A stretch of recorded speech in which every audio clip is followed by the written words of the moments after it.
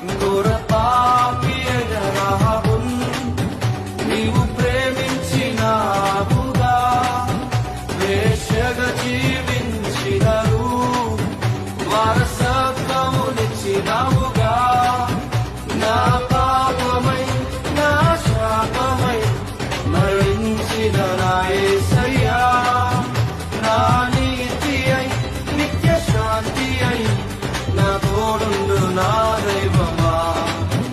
నా పాపమై నీ పాపమై నీ శాపమై నీ కొరకే మరణించినవాడు నీతిగా నీ కొరకు నిలబడి ఇక తిరుగు లేని జీవితము నీవు నిలిచినవాడు. ఇక దేనికి ఆగుతున్నా? ఇక ఎవరిని నాకుతున్నారు? నీ కష్టం నేను ఆపుతుందా? నీ బాధని నాకుతుందా? ఏ వాక్కులో చెప్పు. ఇంత ప్రేమించే దేవుడు నీకున్నప్పుడు నీకే తన సొంత కుమారుని నీ కొరకు చేశాడు.